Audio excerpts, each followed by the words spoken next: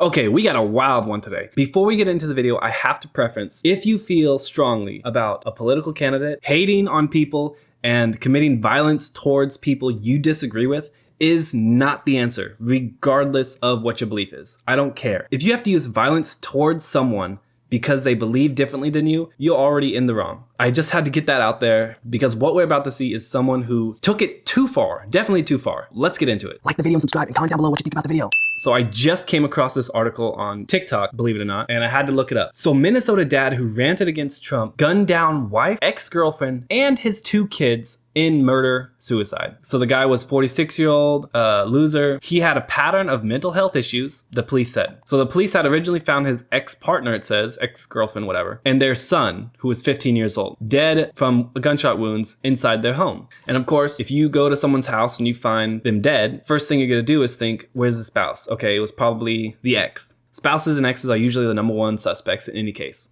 So they went over to the baby daddy's house. So they found the current wife, the 7-year-old son, and the husband all dead inside the house as well. They all were shot, and this husband had committed suicide. This dude wiped out his entire lineage, both his kids and even his ex-wife. And I think the ex-wife was just because he had to get to the son and she was just in the way. So it says before his rampage, he was sharing left-wing and anti-Trump posts on his account. He said, "My mental health and the world can no longer peacefully coexist." Oh, that says it right there. "And a lot of the reason is religion. I am terrified of religious zealots inflicting their misguided beliefs on me and my family. I have intrusive thoughts of being burned at the stake as a witch or crucified on a burning cross." Okay, so this dude definitely had mental problems. Who thinks like this? Do you think this is like the 1200s still, where we burn people at the stake? No, this doesn't make any sense. But he was mentally insane, or mentally ill. It says, "Having people actually believe that I or my child are Satan or the Antichrist or whatever their favorite color of the boogeyman they are afraid of this week. Why would anyone even come to this conclusion?" He even said it right there. "My mental health and the world can no longer peacefully coexist." So right there, he's already saying he's done, he's going out. I'm taking you with me, okay? In another post, he accused Republicans of making it harder for women to leave abusive relationships. Well, buddy, so because you hate that someone makes it harder for women to leave their abusive relationships, your conclusion is to murder your wife and ex-wife and your children.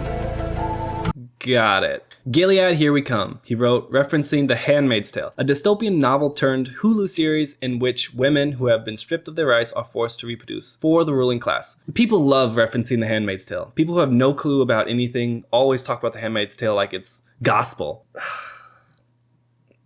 So he shared other political posts, including an image of Barack Obama, Trump, and Kamala. The word hate sits under Trump's face, while the words hope, heal, and grow correspond with the Democratic politicians. Okay. There's a picture right here of him and his 2 kids. I'm gonna blur out his kids' faces. I don't think it's right to put children's faces like this on the internet, especially if they're the victim of a horrible crime. But if you want to see the full picture, you're welcome to go to the New York Post and find this article. I'll even link it down below, okay? If you want to look at the article, I'll link it down below. He said, "Not that anyone cares, but as an independent voter..." Really? Independent?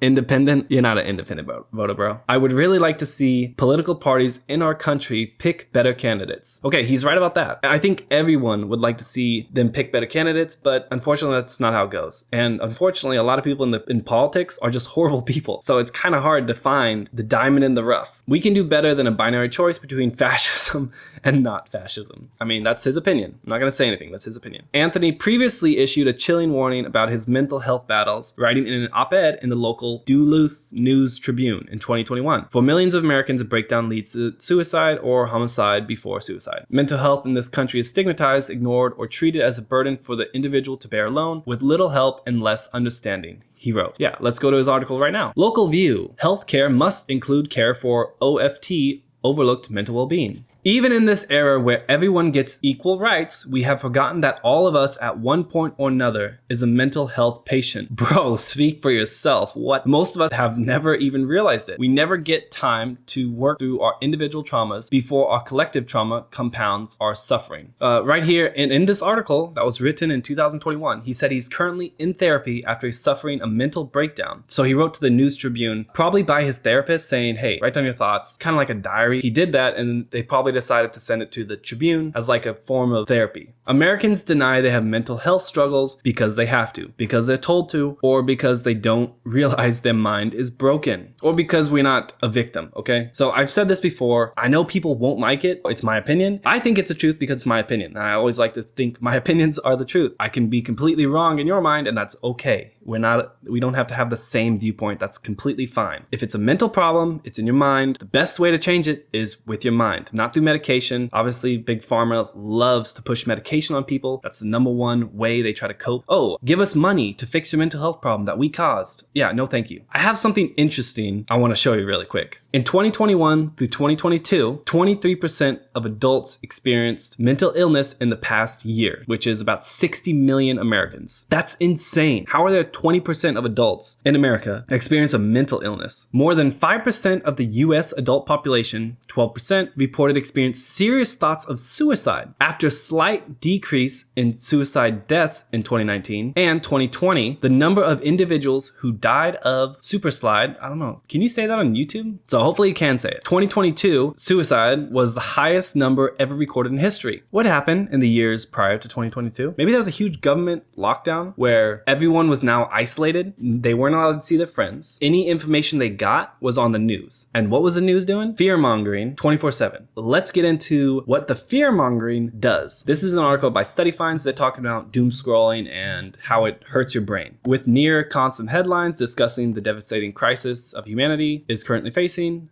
from climate change to political polarization to war. Many of us are feeling a sense of existential uncertainty. This can manifest in different ways, such as feeling anxious or distressed when consuming the news. It's linked to changes in the brain. It goes into the science about why it releases certain hormones in the certain parts of the brain, and it talks about chronic stress exposure to these parts of the brain can actually damage them, which is crazy to think about. To cope with this, what most people use is information seeking. So they'll seek out information about an event or a situation in order to feel more certain and less anxious. This is like a double-edged sword. In the pursuit of trying to become more certain and less anxious, they actually become more anxious because now they're doom scrolling. What does media push? Constant negativity. Because negative content tends to be shared more frequently. And these trends are exploited by financial or political gain through the media. So it says our brains also remember negative information better than positive information, which is why negative content is often used for manipulation. So this reminds me of when I would watch YouTubers. They would come out with videos talking about their mental health and how they don't read the comments anymore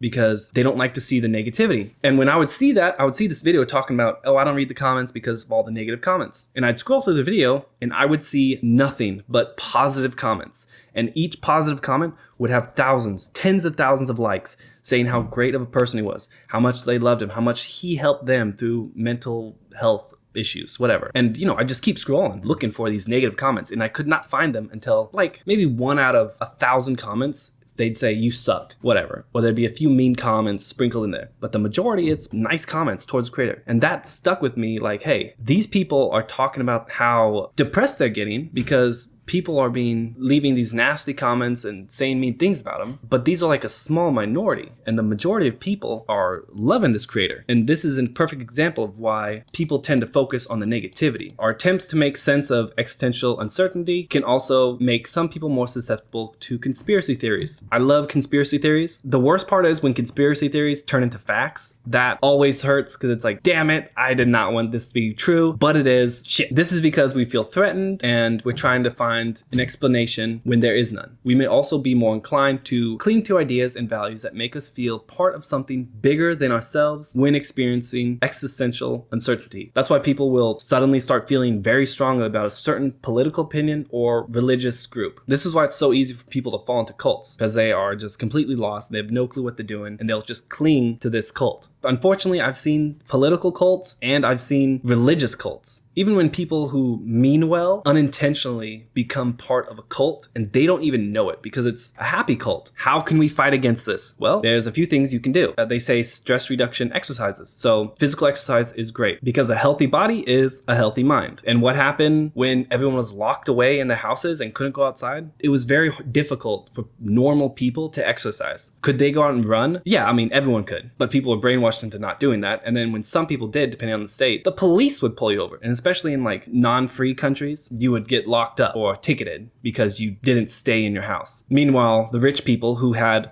an entire freaking gym in their house were talking about, oh, come on guys, we're all in this together. Get out of here, bro. Get out of here. Talking about how you're sad, you're depressed. You had everything people could want. Meanwhile, most people are stuck in a one-bedroom apartment or studio, unable to even leave it. Going into that same point we locked up, it says people look to connect. So they get involved within their community or join groups. We're a very social species. So of course, we want to interact and talk to people. It doesn't matter how, oh, I'm shy or I'm an introvert. You still want to talk to people. Everyone needs some kind of human connection. That was also severed. And the funniest part about this was it was to save lives, and it did, but then you also had record suicides the following year. The last thing they talk about is shift your thinking. What was I saying?